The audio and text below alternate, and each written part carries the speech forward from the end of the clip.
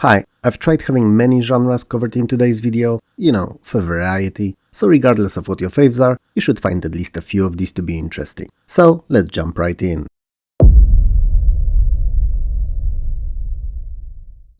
The Day 5 Assault Dragon is a sequel to the Day 4 Icarus, and it's a Korean horizontally scrolling shoot-em-up. Despite the number in the title, it's actually a fourth game in the series that only had two of its parts to ever release in the West. And the story behind it is as old as the gaming itself. Aliens attack the Earth, as they do, and you have to defend it, as you do. You can pick between two pilots, then jump in your jet and head off to repel the intergalactic pests the best way you know how, so by spreading pain and suffering with a projectile-based method of instant delivery. One thing that has to be said about Assault Dragon is that it didn't skimp on presentation. The game looks as if it was literally ported to PC straight from the arcades without compromises to any and all of its parts, which is a compliment as it's a PC exclusive. It just looks that good. It shouldn't be a surprise though, as most Korean games that we've tackled in the series had a tendency to shine in the terms of their graphics. The sprites are large, detailed and full of color, they scale fast and smooth, and I gotta give justice where it's due, it's really impressive. And I can't tell you how many levels of parallaxing Assault Dragon has, but it looks like a bazillion at least. Whenever I try to count them, I get lost in my thoughts and daydream. There's plenty of explosions all around too, dozens of bullets flying on and off the screen, and overall there seems to be more happening all at once than one person should be able to handle. Unless that person is you, then the amount is just perfect. Your ship can use various weapons, each with their own characteristics and different power levels, so finding the one that suits you best is a must for comfortable experience. Screen-clearing bombs and satellite helper ships are an asset too, especially the earlier in the near-death scenarios, to quickly clear the screen and carry on fighting for the future of the planet. Interestingly enough, when Assault Dragon is played in co-op, both player ships can be combined into a single bigger and much more powerful one, and then one player is responsible for the movement, while the others for weapons. If you like bullet hell shooters, it's easily one of the best in its year, even if a rather punishing one at that.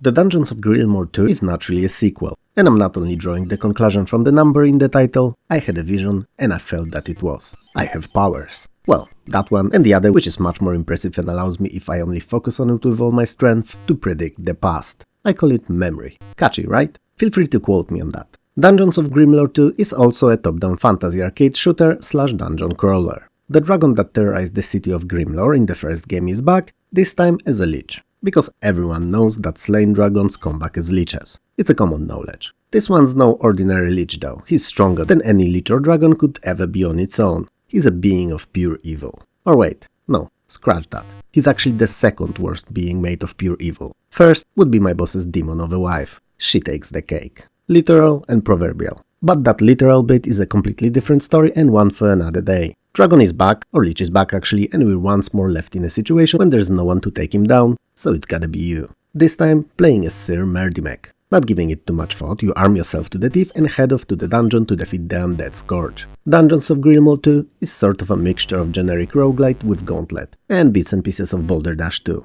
So, you lead a singular hero through a huge dungeon, avoiding numerous different and deadly traps, finding keys to open locked off areas, solving simple puzzles, and most of all, defeating the enemies using your bow and arrows. The game is played in real time, but many of the areas of the dungeon allow you to take much deserved breather. Some enemies cannot be killed with your weapon, however, and you have to either avoid them or find different ways of getting rid of them, like crushing them with something massive for instance. The Dungeon of Grimlor 2, despite running in high resolution, is rather unimpressive presentation-wise, so I don't expect to see you gasping at how it looks. But even if it's not something you'll be particularly impressed with, given how the gameplay loop works, it's not an issue, as the basic graphics lends themselves to this kind of a title perfectly. If you enjoyed either of the games it's based on, check it out, you may actually like it.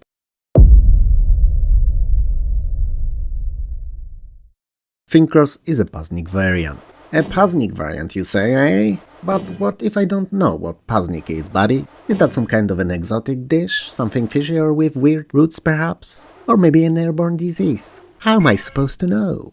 Well, since I've cringed my way through all that, I might as well tell you. It's basically this side-view puzzle game in which your goal is to remove all numbered or symbolic blocks. You can do it by moving them left or right, and when they connect with one or more of the same number or symbol, they all disappear. Why only left and right, you may wonder? It's cause the gravity takes part in it all. and whenever blocks are pushed off the ledge, they fall down. Naturally, there may come time when you'd have to move a particular block upwards, cause puzzling mechanics and all, and for those times there's a solution too. Levels like these feature lifts for instance, or elevators depending where you're hailing from. The whole using of various mechanism thing actually will be a reoccurring theme all throughout the game, and you'll use plenty of different ones to complete the stages. Often more than one at a time as parts of your puzzling solution. So stuff like moving platforms, disappearing ones, or conveyor belts among others will be something you'll master the usage of fast. Or you'll keep failing, either of the two. There are also traps of different kinds, so you always have to find a way to work around them. Now, it wouldn't be a particularly challenging title if it was it though. So, it's all timed, adding to the urgency of it all. Fortunately, whenever you reach a certain number of points, you're rewarded with a bomb, and it can be used to destroy an odd block if you're ever left with one unable to progress. Think Cross is composed of a whopping 150 levels, split into 5 groups, so if you enjoy games that get your noggin going, it's definitely a treat.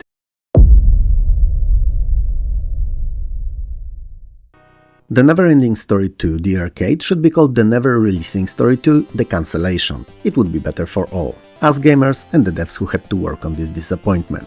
But whatever, it's out, the milk spilled, we can't do anything about it, and by God we are going to cover it here, even if it's not worth it. The first Neverending Story, the movie, was great.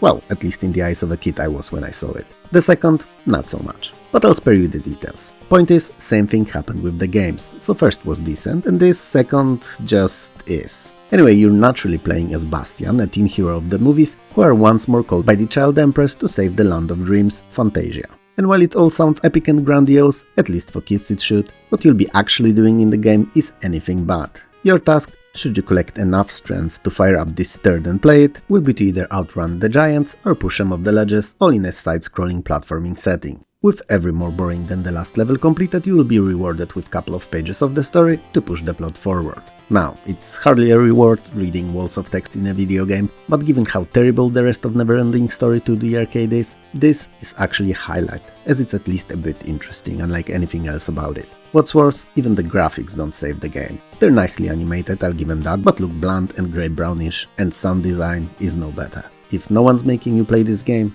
don't. And if they are, ask them if there's anything else you could be punished with instead, like nail pulling or finger breaking, cause they do seem a tad better than this.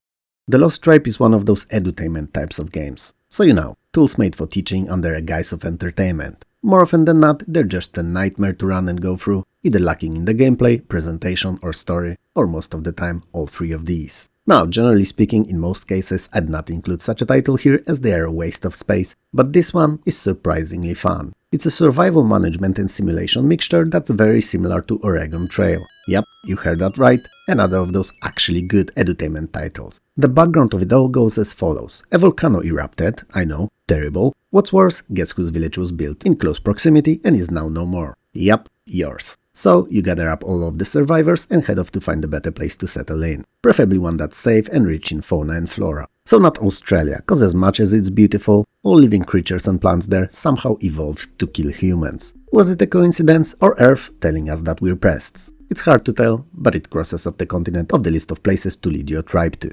Fortunately, it's not all lost, and there's a rumored ancestral seat, a place that's seemingly only mere weeks away, one full of life and a paradise on Earth. Your objective in the Lost Tribe is to keep a tribesman happy, well-fed and content, and find the promised land before the winter sets in. There are 6 routes that you can take to get to your goal. The map that you travel on is hexagonal and top-down, making the Lost Tribe look like a strategy, which it's obviously not. You can only travel 1 hex per turn and choose what you'll do during it too. And it can be hunting, practice spear throwing, rest, pray and so on. The pace of the travel is up to you too, and the faster you go, the faster you may reach your goal, but also are more prone to injuries and use up more resources. Naturally, there are tons of various random events, good and bad, and most fun comes from having to deal with them. A successful game ending with you getting to the promised land will require a lot of careful planning and keeping a good balance of how your available resources are used up. With great presentation, stellar gameplay and an interesting idea, The Lost Tribe is not only an excellent edutainment title, but a pretty good game too. Is it as good as Oregon Trail? I'm sure you didn't expect to hear it,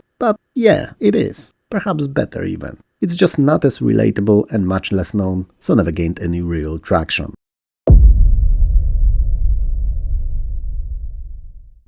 DOS version of The Punisher is unlike any other I've played. It's nothing like the arcade game where you would just go from left to right beat 'em up style, breaking jaws and kicking shins left and right, not the terrible Amiga Operation Wolf clone that had as much to do with Punisher as I do with Taylor Swift. I mean, we both supposedly singing in the shower, so there's a connection, it can't be denied. No, this game is different than all others. And it's a mixture of genres, blending action, adventure, and even bits and pieces of strategy for a concoction of comic book inspired fun like no other. Kingpin is back, and in hiding, doing his usual Kingpin business, so earning money by any and all means, as long as they're profitable and fast. So you know, extortion, bribes, drugs, gambling, kidnappings, killings, out-of-date bubblegum sales, the likes. He's dipping his fat hairy toe in all of these. Now, usually, being the tough mofo that the Punisher is, he'd walk in Kingpin's lair, guns blazing, going through his goons one after another until their bodies would form a pile tall enough to reach the Kingpin himself. And you know, as bloody as it is and appropriate for our anti-hero, it's only feasible if you know where your target is.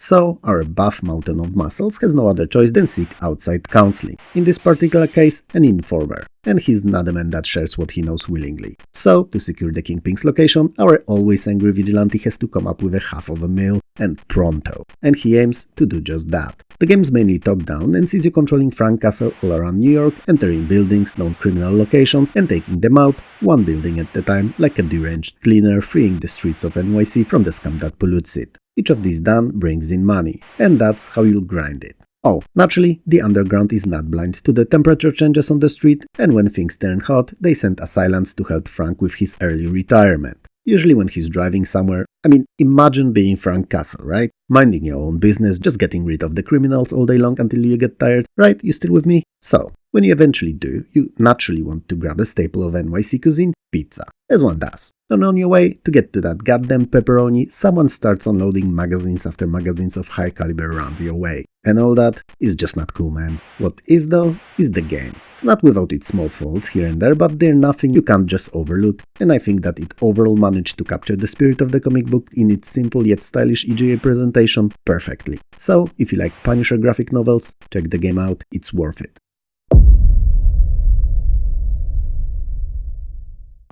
The Quivering is a humorous horror first-person perspective point-and-click adventure game that takes place in a fictional town of Worthy Hollow. Olivetti Frankenstamp and his assistant were creating a so-called Goal Cube, a device capable of capturing and containing any and all evil it is used on. A rather interesting idea, kinda reminiscent of those portable ghost traps from Ghostbusters, but better named. A noble plan, but one that also backfired and opened a portal to the Dimension X. Naturally, all manner of monsters started pouring out of it, but what was weird was that they seemed organized and not just chaotically popping up here and there. It's because they were led by the evil demon Big D. Now, if there's no joke here coming to your mind, I salute you. I am fighting with all my force not to make one, and you know how bad my jokes are. Anyway, Big D transformed both the scientist and his helper into a giant tentacle monster and set off to take over the world. You play as Spud, Olivetti's nephew, and you take it upon yourself to turn Olivetti and his assistant back to their original selves and find a way to defeat the Big D. Perhaps it could be done with the Big V, but since I'm not the one who wrote the game, you can expect something much less obvious and possibly funnier to be the answer to this problem. Most of the puzzles in Quivering are inventory and conversations based, with some action sequences scattered between them to keep the gameplay loop fresh and engaging. The Quivering is fun, but it commits one of the biggest, in my eyes at least, adventuring sins. It features instant death mechanics. I didn't like it in Sierra's games, I'm sure as hell not liking it in any other either. That's a me problem though, and if it doesn't bother you too much, don't let me sway you from trying to take on the Big D out. Yep, it was to be predicted, I couldn't help myself. Oh well. The Quivering, the Summoning, Jesus. The creativity was not lost on the game designers back then. Anyway, The Summoning is a top-down isometric view fantasy action roleplay, and a sequel to 1990s Darkspire. An evil overlord Shadow Weaver, whose name makes him sound like a funeral dress as peddler, is ready to conquer the world and rid it of all good that's there. As circumstances dire, as it was predictable, because whenever you've nothing to do, your mere presence, nay, your existence at your power level and skill, invites a challenge, my dear viewer. And so he does. Challenges you, that is. By scheming to take the world for himself, he effectively sends you a message saying that he's the top dog now, the alpha, even better, the omega chat, and that there's no place for you here anymore. Now, knowing you don't take a challenge like that lightly, and will head off to defeat the evil. If not to save us, then at the very least to make sure that all the future usurpers know what the potential consequences for such actions are. The summoning is composed out of 40 levels deep dungeon, filled to the brim with different monsters that you have to go through to eventually face the Shadow Weaver himself. There are 4 kinds of weapons: ranged, swords, spears and axes, and 4 kinds of magic too, and all of these improve upon use. Magic in fact uses gestures for casting, which may have sounded like a neat idea back then, but today it feels like an extra unnecessary busywork if I'm to be honest. The dungeon levels are split into thematic groups with different types of monsters holding different parts of the dungeon, and since we're on the dungeons, you'll not only be cutting down enemies there, keeping their population in check, so equaling 0, but we'll also get to solve numerous puzzles, and meet many NPCs characters that may offer you additional side quests. A little hint from me, at some point you may find a two-hand sword called the Warmonger. And when you do, make sure to switch to its stat, because while it will feel lacking initially, the more you use it the better it will be, and eventually might become the most powerful magical weapon in the game. The summoning is fun, there's no doubt about that, and a game worth recommending, but, and I'm only saying it so that we're clear here, it's nowhere near the quality of the giants of the genre.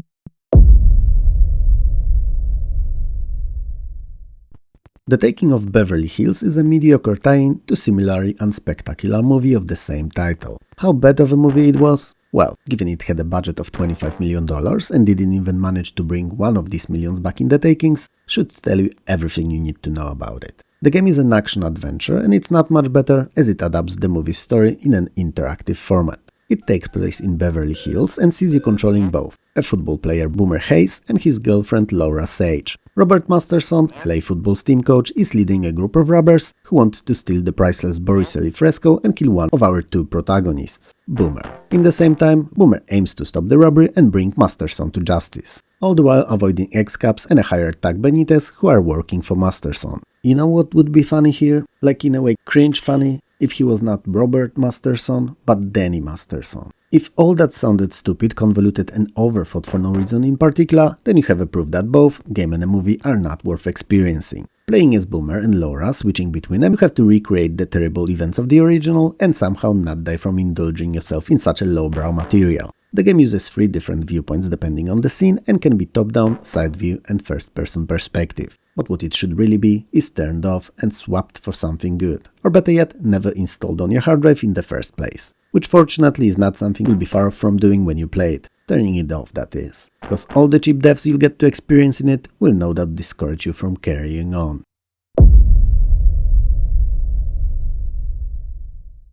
The ultimate Tapan Kaikki is a freeware top-down shooter, and one that isn't trying to be anything else. It's not inventing overcomplicated plots, it's not trying to motivate you to play it any other way, it doesn't seek a reason to have you do what you have to do in it, it just is. And even that only to have you release some of that bottled up throughout the day's stress, in quick and efficient way. So, imagine something like Postal, but top-down and completely devoid of the background story, because it doesn't really need one. All you have to do from the moment you launch Ultimate Tapan Kaikki till when you had enough of it that is kill as many nondescript enemies as possible, and see them turn into puddles of red goo. All that with weapons that you'll find or purchase in the stores. There's quite a few different ones too, from pistols through mines and grenades all the way to the flamethrowers and C4 explosives among others. Kills reward you with cash, which then in turn can be spent between the levels. The game is split into few episodes, each containing around 10 missions, well, 10 killing grounds I should say really, but the objective hardly ever changes. It also features a simple to use level editor downloadable directly from the developer's website, considerably extending game's potential replayability. So, can a brutal, needlessly gory and shallow game as Ultimate Tapan Kaikki be fun? Hell yeah it can! It's perhaps not one to talk to friends about after playing, it's not one you'll remember when eating dinner, going to the movies or shopping, but it's definitely one that you will instantly jump into after having a particularly bad day at work or an interaction with a random, aggressive and loud stranger. Because as a stress reliever, and a free one at that, it's great. So, what do you think of today's games? Make sure to let me know in the comments below. More importantly though, what are your thoughts on 2021's accidental creation of a micro-warp bubble? Well, nano not micro, but you get what I mean. Not only it's been spawned into existence by a mistake while the scientists were working on something else, but has also been already reviewed and confirmed by other scientific peers. One would think that it would change our lives forever, that they would jump on the opportunity to study it more thorough, run numerous simulations, try to recreate it on a bigger than nano scale, and yet they just went back into research that they were being paid for. I mean, if we could create it big enough and keep it stable, faster than light travel would not only be possible, but also feasible given that the idea of engine using such phenomena was already proposed years ago, and it's Alcubierre's drive, named after famous Mexican physicist Miguel Alcubierre. I probably butchered his name here, so I'm sorry. So, why nothing's been done about it in over 2.5 years? Did no one found it captivating? Nay, profitable even? Cause money seemed to be fueling everything these days. Or maybe on the contrary, they did find the idea so enchanting and there is a lot of work going in a secrecy so that the potential of such tech could be profited from, and not only in the strict monetary meaning of the word, by one faction / nation / company only. I don't know, but makes me wonder. Is now the time for Space Race 2.0 perhaps? What do you think? If you liked the video, hit those like and subscribe buttons below. Smash them if you have to, it helps more than you could ever know. Also, I would like to thank you and all my amazing Patreon and YouTube members for helping this channel keep going. And last but definitely not least, I would like to thank all the wonderful folks who record and upload playthroughs, let's plays and other retro-centric videos here on YouTube, because they help to preserve the games that would have otherwise been long forgotten. So thank you.